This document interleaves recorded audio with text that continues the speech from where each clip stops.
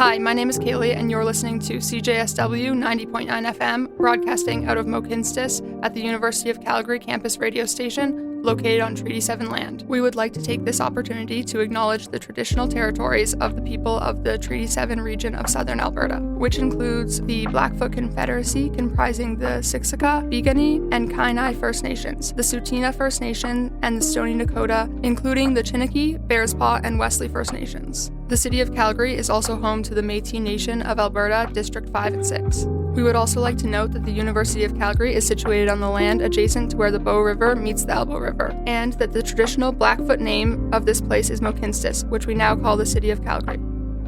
It's not often that marginalized students find a space free of judgment and prejudice. The Women in Politics Club was created by students with the goal of fostering an environment where women and gender diverse students can engage in politics. The community built by this club helps members develop leadership skills and access within a field that continues to be male dominated. Today our goal is to answer the question, how does the Women in Politics Club here on campus create a space where students can feel empowered, and how do members engage with this space? In classrooms, you can't talk to that many people, so this is like giving me an opportunity to speak to more people, connect with them that are in the same degree as me. The one thing that sticks out to me is just how welcoming everyone has been, and I have made such good friends. I think this is a great place for marginalized communities to come together, and I think it's a great place to just celebrate girlhood, something we don't get to see a lot on campus. I would describe this space as being a very inclusive, safe space for people to just come and be themselves. What makes it a great space is just all of us coming together, no matter what our backgrounds are. Just learning leadership, learning how to take initiative, and learning how to make other people feel safe and create a safe, not just join a safe space, but create a safe space for other people. I just think my main highlight is just meeting more new people which are in the same degree. I just feel the friendship as what's stood out most to me, and the joking and the having a good time. I think that's why this is a very important space on campus, just to celebrate girlhood and also bring, give people access to career opportunities. Being around women who are able to empathize with you because they also have been through similar experiences is really interesting. Some of the girls are poli-sci students, some of them are econ students, some of them aren't even in the humanities, but we all center around politics and talking about politics and how we can make spaces safer for women and just make it a more inclusive environment. I just learned a lot about event planning in general and student life, and I've made so many new connections that it's I don't know, I couldn't ask for anything more, so.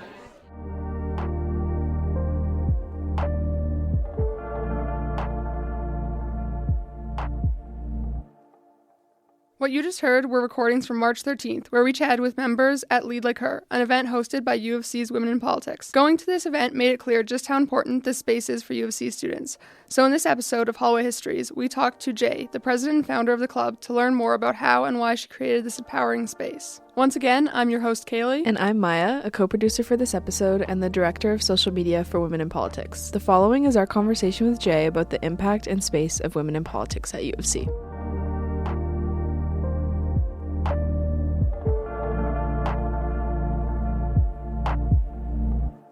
I'm here with Jay, the president and founder of U of C's Women in Politics Club. Thank you so much for coming to talk to us today. Thanks for having me. Okay, so we'll jump right into the questions here. First off, we were wondering if you could tell us a little bit of the history of the Women in Politics Club here on campus. So Women in Politics is a nonpartisan club at U of C. It's SU affiliated, so student union affiliated. And it focuses on creating a space for underrepresented students within the poli-sci department, but it's open to everyone and anyone. Women in Politics started in February 2024, and it was out of necessity. Poli-sci at U of C and the department in general kind of lacked some funds, and also I felt lacked a space for a collective and a community. When you look at students in general, there's this idea of wanting to go traditionally into law school, and I think that breeds a certain type of person to be competitive and isolated in nature, and I wanted to work against that, coming out of a COVID year and then also coming into just a pretty isolated department in general. I want to work against that because I wanted to create a community here. When you're in uni, it can be really lonely, and it can you're trying to find your place in the world, let alone your department or university, and clubs do a really, really great job of offering that safe space. And so it was just a matter of creating it. I saw the necessity for it, and we created it, and now we have Women in Politics. Our second question is, how would you describe the space that is created by the club? I think I would define Women in Politics as a community of women that just want to see each other exceed and excel. I think what's really beautiful is that in such a short amount of time, we've come across so many people that are so excited to hold each other's hands and be friends and want to open doors for each other. And yeah, that's how I would define it. I'm curious to hear, how would you say you've built this space? Like, I can imagine as such a new club, it must have taken a lot to kind of build the environment and community that you were looking for. So what went into that? I think it initially started with an executive team and making sure that that team reflected what I wanted the community to gain and the community that we wanted to create. So initially starting, it was pulling the people that I could trust the most into this and that would see out the vision and want to actually actively be part of it. That is also undergraduate students too, right? So you're asking students to take on another level of responsibility, and that's not an easy thing to do when you're in your undergraduate degree. So making sure I could trust those people. Yeah, so it started with that executive team. And then as I saw the team that I wanted to work with and I was really excited to, and kind of switching people out to make the strongest team possible, that then branched out to their friends and wanting to be part of that space. Then it started within our events too. I wanted to make sure that we are doing networking and formal opportunities for students, but also a huge part of this club was just community and collective and knowing the people that are in your classes. So we really started with community-based events. We did a de-stress event, and that was really wonderful. We've done Galentine's, we've done a bonfire night. So really just those communities where it's you can chill, you can relax, and you can meet new people within poli-sci. And what's really nice too is we bring people that aren't even in poli-sci. And I think that's really exciting because you get to meet people that you never would have before.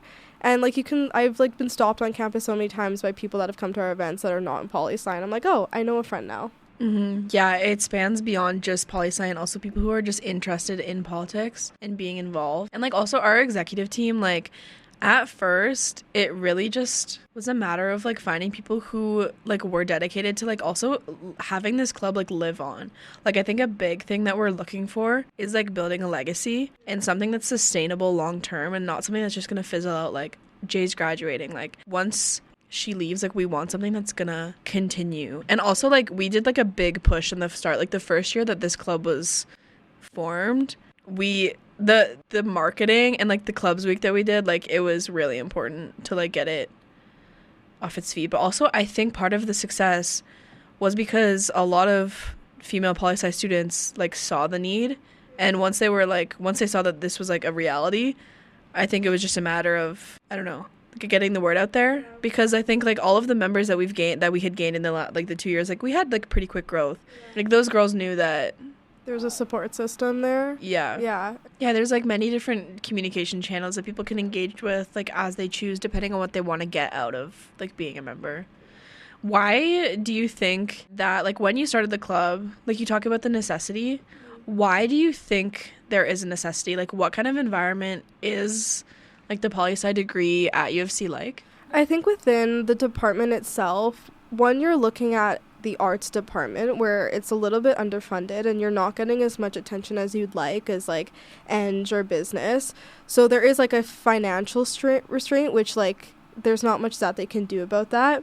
But then you look at just the cohort itself, so just political science itself, a lot of students choose that route as a traditional pathway into law, which is not a bad thing. It's a great undergraduate to go into that profession. But at the same time, I think it breeds competition in a way that's unhealthy, and it also breeds a really hostile environment where students think, okay, this is the only route I can go through. And I think another huge purpose of Women in Politics that we haven't really talked about yet was getting students the opportunities to branch outside of that traditional path.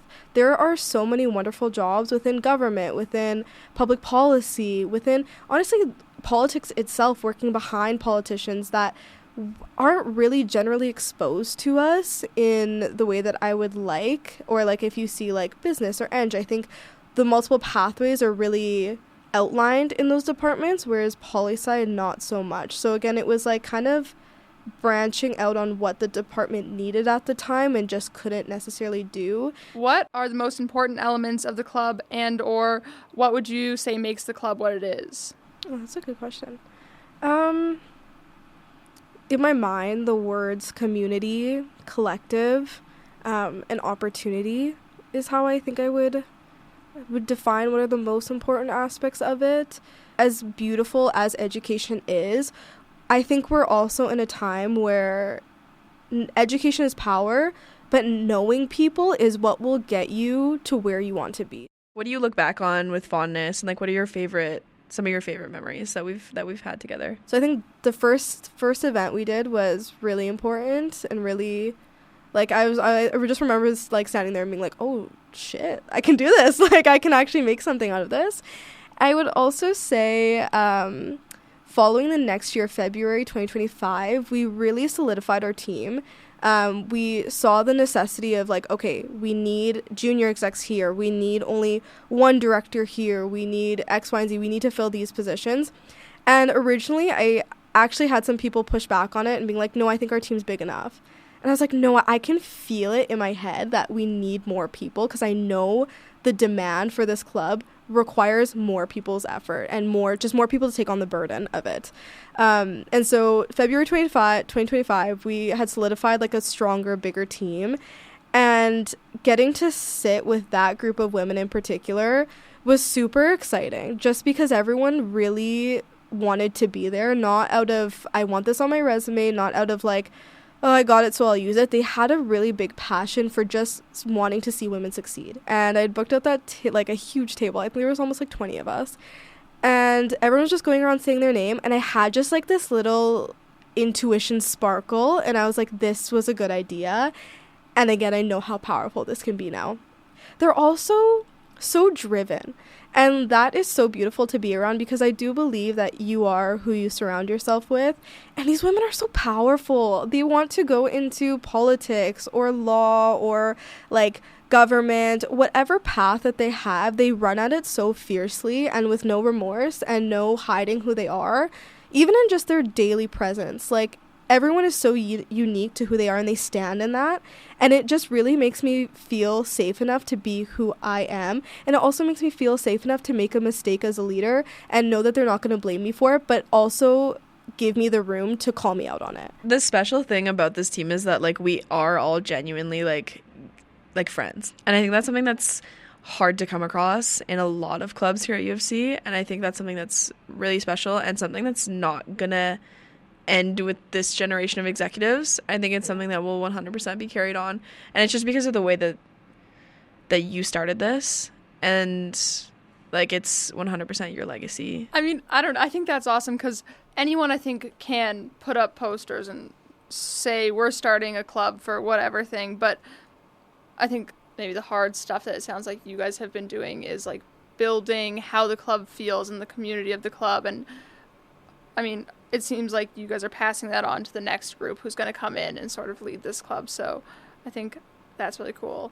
There have been so many events that I've gone to. I won't name club names, but I've definitely felt like an outsider in them. And that is really, really unfortunate, because it's doing the opposite of what you want in those spaces. And I remember one of our events, it was off campus, it was a bonfire, and these two girls had come down. And I saw them, but I was talking to someone else, and so I didn't have a chance to say hi yet. And within 5 minutes, they were turning around, and I thought that they were leaving. And I was like, oh my gosh, no one said hi to them. I grabbed one of our execs. I ran to them, and I was like, wait, I'm so sorry no one said hi to you. I'm so sorry. That probably feels like you feel like an outsider. And they started laughing. They were like, oh no, we're just grabbing our friend. And I was like, oh, my deepest apologies. But they came up to me afterwards, and they're like, thank you so much for, running after us and like wanting us to like be part of this. Like, we've never had someone run after us before. And I was like, I will run after you again. But it is that, like, I would want someone to see me in a room, see that I'm uncomfortable, and actively work to make sure I don't feel like that. And I think those, like, experiences that I've had in other clubs, because I've had that, I think that's also what adds to women in politics, because where they have lacked and where they have made me feel not the best, I get to actively change that in WHIP. So you guys definitely do a good job of that, because I've only been to the one event where we were doing interviews, and everyone was so nice there. And I have to imagine that the strangest person to be welcoming to is the person who's walking around with, like, a microphone being like, want to talk to me? So, and even then, like, everyone was so friendly. So yeah. How does your club work within the University of Calgary and its broader kind of community? How does it fit and work with all those moving pieces? I don't think we reflect U of C necessarily. I think we just reflect a demand for students. Like, I know that we are a U Calgary club and we are SU affiliated, so student union affiliated. But in a way, I kind of feel like WHIP is this, like, own kind of world where it's really just advocating for students, and it doesn't look to a department head specifically or look to a department to bounce ideas off or reflect or, you know, be that role model or that, like, poster child for it. And I think also, like, I think we do value, or we look at, like, U of C's mission, and I think we do try to be a role model in that case. Like, we never want to do something that's, like, outside of U of C's rules and regulations. That makes sense. I mean, even talking about how you find mentors and connect students with people and outside in the broader political science field, it makes sense that you would kind of be in a little bit of both camps there. Which is actually my next question is, how do you guys fit in within the field of political science and outside of the university? I think WHIP is kind of that stepping stone to get people into their master's program, to get them into the career field, which is really nice because I think that was lacking for a long time. So yeah, I think it is a stepping stone with our mentorship program, with just meeting people at our events. I think what's really powerful is that you can get your name out to the people that we bring in very easily. It's just so intentional, like, with the mentors that we bring in. And, like, we are a nonpartisan club too, so we really do try to advocate to have everyone within that political realm. Like, last year we did have, on our panel, we had Sarah Rimby to be more of a conservative perspective, and that was really wonderful. Like, we never want to overstep that, and that's why we label ourselves as nonpartisan. And I think we just have something for everyone, but we're really intentional about who we bring in. And those people are not just people that want to, like, boast about themselves. They're people that see the mission of WHIP and want to give that to students. And, like, yeah, they'll give you a hug when you walk in and you're like, oh my God, you remember who I am. This is so cool. This is so cool. You guys focus on gender diverse people and really anyone with a marginalized identity. So can you tell us a little bit about that? Yes, I can. Yeah, so WHIP is not just for women. It was very intentional to make women in politics because it actively fights against this idea of a male-dominated space. It creates a safe space for gender diverse, for women, for underrepresented communities to be part of a USC club. Within our executive team too, like, it was a really, really big focus of mine, again, as a woman of color, to make sure that my team is a diverse set of women. Not only does it open opportunity for underrepresented cultures and races, but also I want to be able to look at my team and see people that look like me and see people that don't look like me. And that is just, like, and getting to hire those women too. It's like we'd never, like, it wasn't just, like, you know, a diversity check mark of, like, well, they're a person of color, so you get to be on this team. It was like, okay, you have the skill set, and you are not just, like, the traditional idea of what the society dominates. You know, when we look at Canada, even in general, this is a multicultural society. This club should reflect that. So in our exec team, I guess that would be, like, one space as well. But also just, like, I think within our social media, within our newsletters, making sure it just feels like a safe space for gender diverse people to exist in. Amazing. Okay, so this is the last one. This is our fun question. Is there anything that we haven't talked about that you want to add? I think I've said most of it, but I will just say, like, if you want to create a space, and it's like, if you have a passion, fight for it, go for it. The worst that you can do is fail and laugh about it. As a woman, I think it is so powerful to have other women that can be at your side. I think a community and a collective is what save each other, and I think you should never, ever, ever feed into the ideas that a woman is not strong enough, a woman is not capable enough. Just because these spaces weren't created for us doesn't mean that we can't fight to get there. And if you don't pave the path, who will? That's a really great note to end it on, I think. Thank you so much for coming to talk to us. It's been really cool to hear all about your experiences with this club and get to learn a little bit more about the Women in Politics Club and about your kind of journey with creating it. Thanks for having me.